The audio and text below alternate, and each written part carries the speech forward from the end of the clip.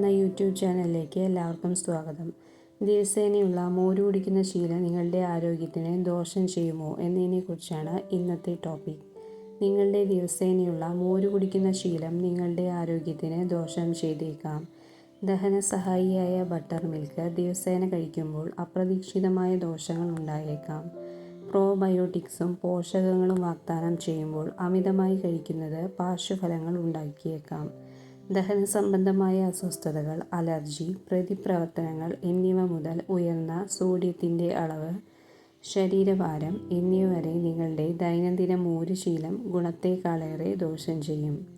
പുളിപ്പിച്ചതാണെങ്കിലും മോരിൽ lactose അടങ്ങിയിട്ടുണ്ട്. ഇത് lactose അസഹിഷ്ണുത ഉള്ളവരിൽ വയറുവേദന, ഗ്യാസ്, വയറിളക്കം അഥവാ മലബന്ധം എന്നിവ ഉണ്ടാക്കുന്നു.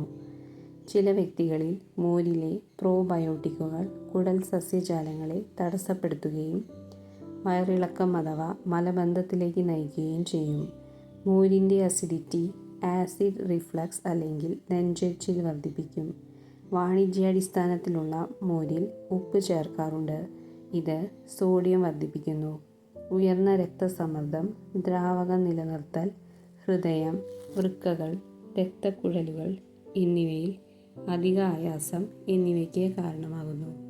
മോരിൽ സാധാരണയായി കൊഴുപ്പ് കുറവാണെങ്കിലും ഫ്ലേവർ ചെയ്തതോ വാണിജ്യാടിസ്ഥാനത്തിലുള്ളതോ ആയ മോരുകളിൽ അധിക കൊഴുപ്പോ പഞ്ചസാരയോ അടങ്ങിയിരിക്കാം. പാലുൽപ്പന്ന അലർജിയുള്ളവർക്ക് ചൊറിച്ചിൽ, വീക്കം, ശ്വസന പ്രശ്നങ്ങൾ എന്നിവ അനുഭവപ്പെടാം. മോരിലെ പൊട്ടാസ്യം, ഫോസ്ഫറസ് എന്നിവ വിട്ടുമാറാത്ത വൃക്ക സംബന്ധമായ പ്രശ്നങ്ങളുള്ളവർക്ക് പ്രശ്നങ്ങൾ ഉണ്ടാക്കാം. സെൻസിറ്റീവായ വ്യക്തികളിൽ തലവേദനയോ മൈഗ്രെയിനോ ഉണ്ടാകാൻ കാരണമാകുന്ന ടൈറാമിൻ എന്ന സംയുക്തം മോരിൽ അടങ്ങിയിട്ടുണ്ട്.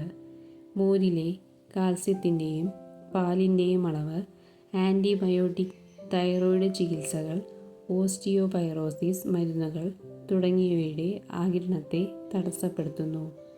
മോരും അത്തരം മരുന്നുകളും കഴിക്കുന്നതിന് കുറഞ്ഞത് 2 മണിക്കൂർ ഇടവേള നൽകേണ്ടതുണ്ട്.